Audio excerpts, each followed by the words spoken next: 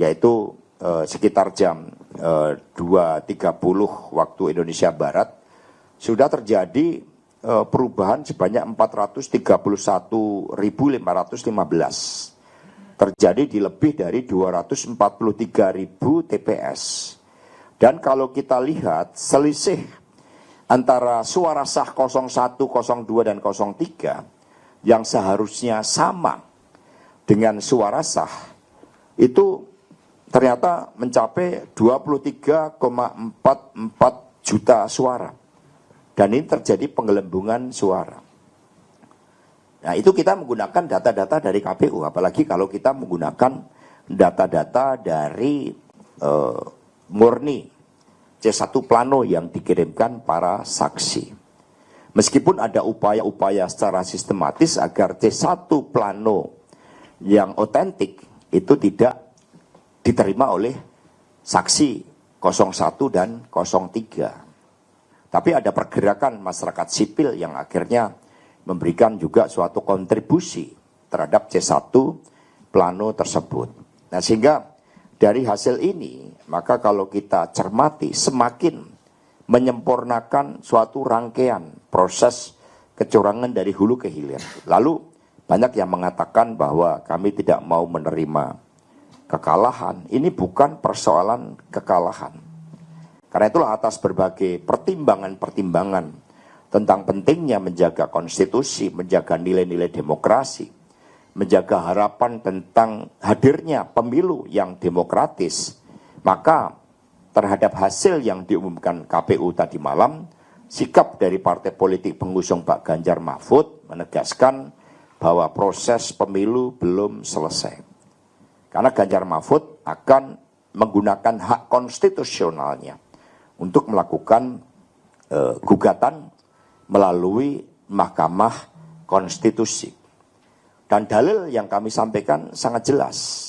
Selain dari hulu, yang mana kita ketahui terjadinya suatu skandal yang luar biasa ketika Mahkamah Konstitusi yang seharusnya diisi oleh para negarawan, yang seharusnya tidak bisa diintervensi oleh kekuasaan, ternyata ada abuse of power dari Presiden Jokowi sehingga bisa diintervensi karena hubungan kekeluargaan Ketua MK saat itu Anwar Usman, sehingga keputusannya di hulu dari 9 hakim MK ada 4 yang kemudian memberikan dissenting opinion, dari 5 yang tersisa ada 2 yang memberikan syarat untuk usia belum 40 tahun tetapi menjadi kepala daerah, itu adalah posisi kepala daerah sebagai gubernur. Sehingga ada persoalan di tingkat hulu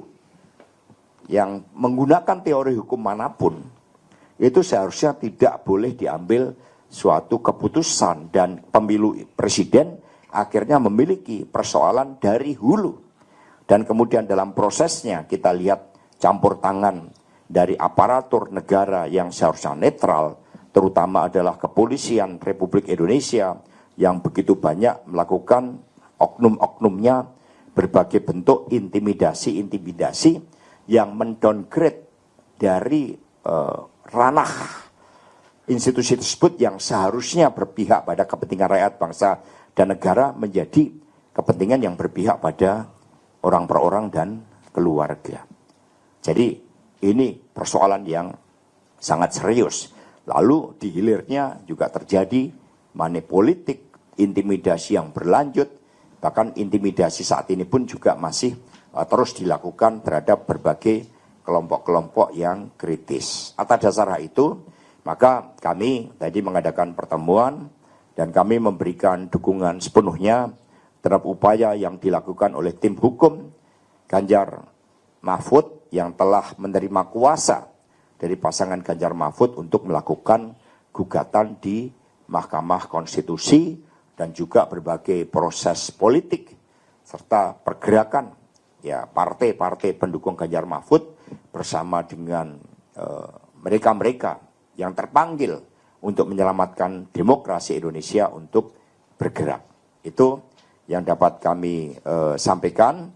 Sehingga tahapan Pilpres belum selesai, hak konstitusional akan kami pakai dengan sebaik-baiknya. Dan tentu saja menyikapi hasil Pilpres, kami juga memberikan solidaritas kami terhadap teman-teman seperjuangan dari P3, Perindo, dan Hanura. Kami pernah menegaskan bahwa begitu masifnya operasi yang dilakukan untuk menghambat Ganjar Mahfud, dan kemudian suara-suara pendukung Ganjar Mahfud, partai politik, semua dikecil-kecilkan. Termasuk PDI Perjuangan sendiri. Itu disampaikan oleh Saudara Andi Wijayanto ketika bertemu dengan Presiden Jokowi jauh sebelum kampanye pemilu Presiden dijalankan, bahwa tidak hanya Ganjar yang akan berhadapan dengan abuse of power Presiden, tetapi juga PDI pun akan diturunkan kursinya. Dan kemudian akibatnya juga ke teman-teman dari P3 kita melihat ada upaya untuk penggelembungan suara PSI saat itu yang dilakukan secara sistemik, dan kemudian suara dari P3, Perindo, dan Hanura yang berdasarkan survei internal itu juga tidak seperti ini hasilnya. Itu adalah bagian dari konsistensi untuk mendukung pemimpin yang baik, pemimpin yang memiliki rekam jejak untuk membawa kemajuan Indonesia Raya kita. Selanjutnya dari teman P3 kami silakan Mas Abdullah Mansur.